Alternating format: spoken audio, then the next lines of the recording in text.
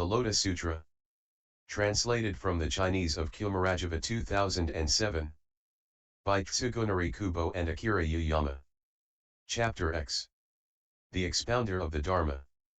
Thereupon the Bhagavath, by addressing Bodhisattva Bhaisajyaraja, Medicina King, through him addressed 80,000 Mahasattvas, saying, O Bhaisajyaraja! In this assembly do you see innumerable humans and non-humans, such as devas, naga kings, yaksas, gandharvas, asuras, garudas, ki-naras, mahoragas, monks, nuns, laymen, and laywomen, those seeking the Sravaka vehicle, the Pratyeka vehicle, and the Buddha path. If, in the presence of the Buddha, any beings such as these hear a single verse or line of the Lotus Sutra, and thereupon have even one thought of rejoicing in it, I will bestow upon them my prediction that they will attain highest, complete enlightenment. The Buddha addressed Bhaisajyaraja, saying, if, after the parinirvana of the Tathagata, any being hears even a single verse or line of the Lotus Sutra, and thereupon has even one thought of rejoicing in it, I will bestow upon them the prediction that they will attain highest, complete enlightenment. If there is anyone who preserves, recites, explains, or copies even a single verse of the Lotus Sutra, or who respects the sutra as if it were a Buddha, or who reverently offers it various flowers, perfumes, necklaces, fragrant ointments, scented powders, burning incense, canopies, flags, bandhas, clothing, or music, or who simply honors it with his palms pressed together, know, O Bhaisajyaraja, that this person has already paid homage to tens of myriads of kotis of Buddhas of the past. Such people have completed their great vow in the presence of all the Buddhas, and yet they have been born as humans out of their compassion for sentient beings. O Bhaisajyaraja! If anyone should ask you what kind of sentient being will become a Buddha in the future, you should inform them that it is those of this kind who will definitely become Buddhas in the future. Why is this? If there are any sons or daughters of a virtuous family who preserve, recite, explain, and copy even a single line of the Lotus Sutra, or who pay homage to the sutra with various offerings of flowers, perfumes, necklaces, scented powders and ointments, burning incense, canopies, flags, banners, clothing, or music, or who honor it with their palms pressed together, such people should be respected by the entire world. They should be revered in the same way as the Tathagata is revered. Know that these people are great bodhisattvas who are to attain highest, complete enlightenment. Out of their compassion for sentient beings, they wish to be born among them in order to expound and explain the Lotus Sutra far and wide. How much more to be honored are those who completely preserve the entire sutra and pay homage to it with various offerings. O Bhaisajyaraja! You should know that after my parinirvana these people will set aside the rewards of their pure karma and be born in the true-blood world out of their compassion for sentient beings, and in order to expound the sutra far and wide. After my parinirvana, if there are any sons and daughters of a virtuous family who expound even a single line of the Lotus Sutra in private to even a single person, they should be acknowledged as the ambassadors of the Tathagata. They have been dispatched by the Tathagata and carry out the Tathagata's work. As for those who extensively teach among the common people, know that they are yet greater ambassadors. O Bhaisajyaraja, if there are erring people during a kalpa, those with troubled thoughts who always disparage the Buddha in his presence, their fault is none the less slight. Yet if there are those who disparage the laity or ordained people who recite the Lotus Sutra even with a single evil word, their fault is extremely grave. O Bhaisajyaraja! Know that those who recite this Lotus Sutra adorn themselves with the adornments of a Buddha.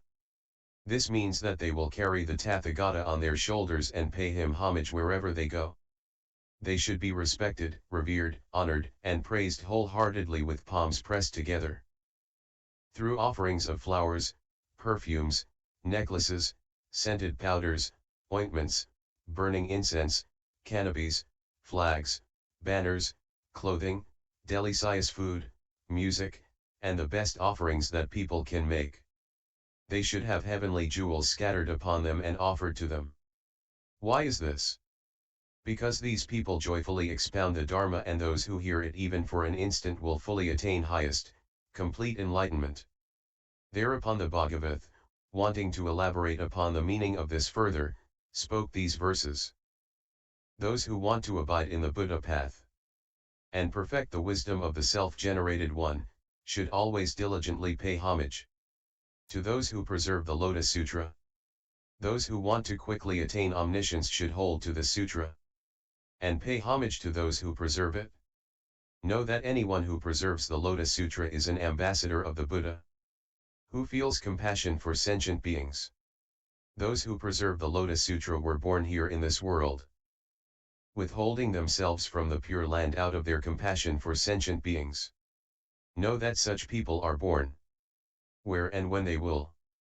They are born in this troubled world to extensively expound the highest Dharma.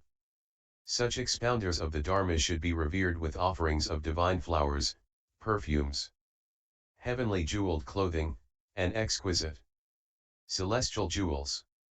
Those who preserve the sutra in the troubled world after my parinirvana should be paid homage with palms pressed together, just as one pays homage to the Bhagavath. These heirs of the Buddhas should be revered with delicious food, various delicacies, and a variety of clothing, in the hope of hearing the teaching even for an instant. If in the future there is anyone who preserves the sutra, I will dispatch him to the world of humans to carry out the Tathagata's task. If throughout one entire kalpa there is anyone with erring thoughts who always disparages the Buddha with an angry countenance, the consequences of his grave errors will be incalculable. If there is anyone who speaks a hostile word even for an instant about those who recite and preserve this Lotus Sutra, his fault will be even greater. If throughout one entire kalpa there are people seeking for the Buddha path who praise the Buddha in my presence with incalculable numbers of verses, and with palms pressed together, the merits they attain will be immeasurable because of praising this Buddha. If there are people who praise those who preserve the sutra, their merit will be even greater. You must pay tribute to those who preserve the sutra throughout 80 kotis of kalpas, with the best objects, sounds, fragrances, flavors, and materials. If you are able to hear the teaching for even a moment, after having paid tribute in this way, you will then become delighted, thinking, I have now attained great benefits. O Bhaisajyaraja! I now tell you that I have taught many sutras. Among these sutras, however, the Lotus Sutra is the utmost and best. Then the Buddha spoke further to Bodhisattva Mahasattva Bhaisajyaraja, saying, there are immeasurable thousands of myriads of kotis of sutras I have taught in the past, which I teach now, and which I will teach in the future. Among them, however, this Lotus Sutra is the most difficult to accept and to understand. O Bhaisajyaraja! This sutra is the treasure house of the hidden essence of all the Buddhas. It must not be distributed or heedlessly bestowed upon the people. Since times long past all the Buddha Bhagavats have protected it and have never openly taught it.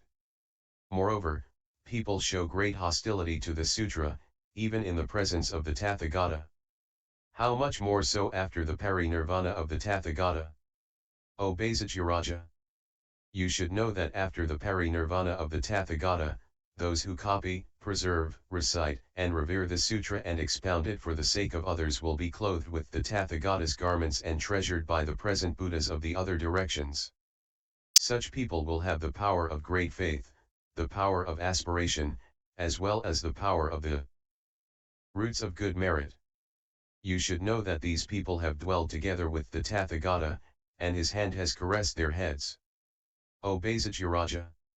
Wherever the sutra is taught, read, recited, copied, or wherever it is to be found, one should build a 7-jeweled stupa of great height and width and richly ornamented.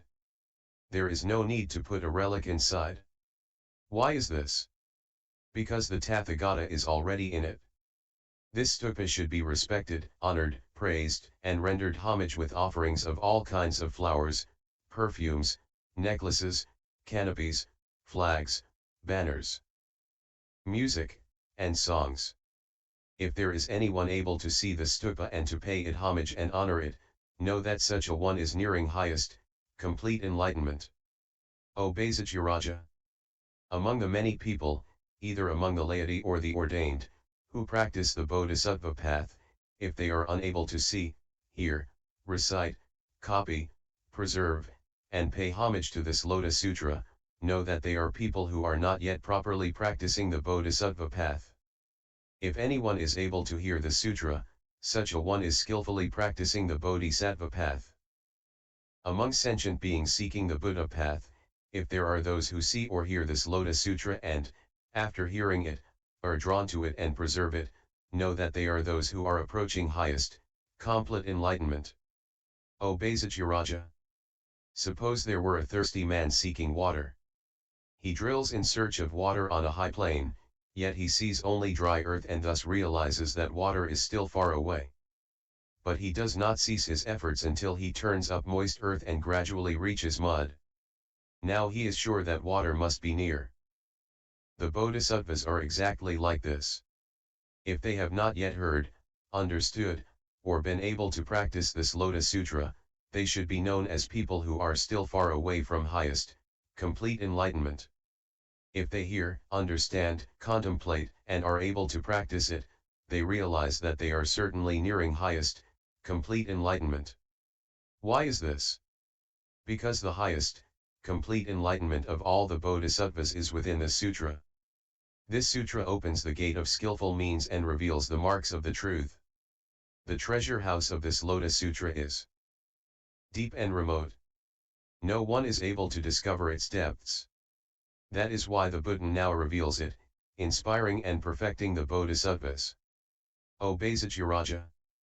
If there are bodhisattvas who hear this Lotus Sutra and are confused and frightened, know that they are bodhisattvas in whom the thought of enlightenment has only recently awakened. If there are saravakas who hear the sutra and are confused and frightened, know that they are people who have excessive pride. O Bhaisajyaraja! If there are any sons and daughters of a virtuous fam-ily who, after the parinirvana of the Tathagata, want to teach this Lotus Sutra to the fourfold assembly, how should they teach it? These sons and daughters of a virtuous family, after entering the abode of the Tathagata, wearing the Tathagata's garments, and sitting on his seat, should then extensively teach the sutra to the fourfold assembly. The Tathagata's chamber is nothing but the great compassion toward all sentient beings. The Tathagata's gar-ments are the thoughts of gentleness and perseverance, and the Tathagata's seat is the very emptiness of all existing things. After settling among them, one should tirelessly and extensively expound this Lotus Sutra for the sake of the bodhisattvas and the fourfold assembly. O Bhaisajyaraja! I will dispatch transformed beings to other worlds who will gather the people together to hear the teaching. I will also dispatch transformed monks, nuns, laymen, and laywomen to hear this teaching. All these transformed beings will hear the Dharma, believe and accept it, and not reject it. If an expounder of the Dharma resides in a secluded place, I will then dispatch many devas, nagas, yaksas, gandharvas, and asuras to hear his teaching. Although I will be in a different land, I will periodically let the expounders of the Dharma see me.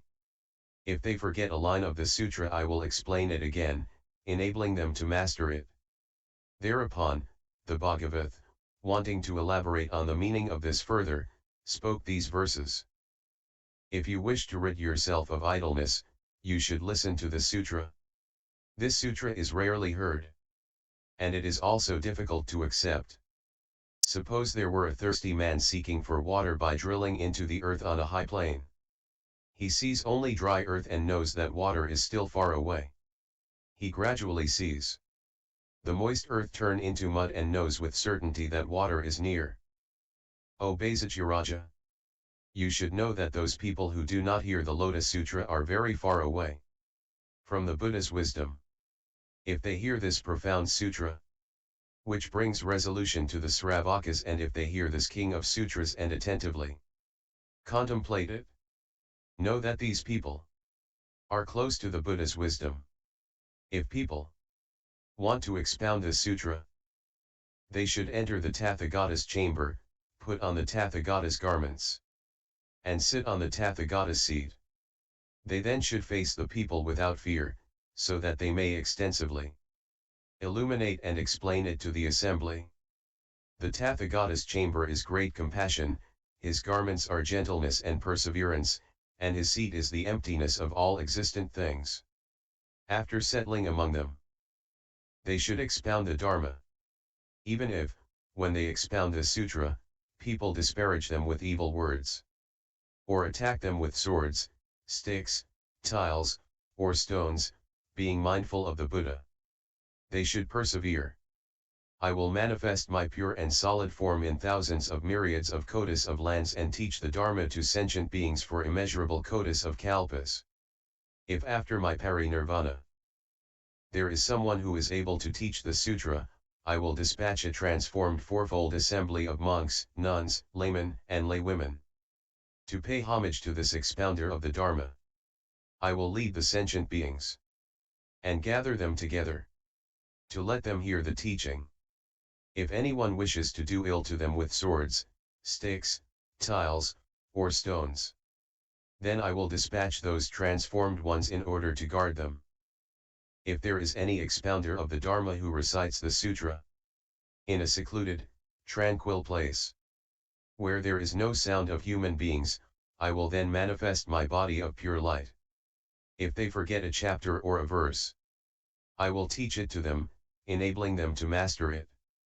If anyone perfects these qualities, if he teaches the fourfold assembly, or, in a solitary place, recites the sutra, such a person will be able to see me. If anyone abides in a secluded place, I will dispatch devas, naga kings, yaksas, and rakshasas to be an audience to their teaching.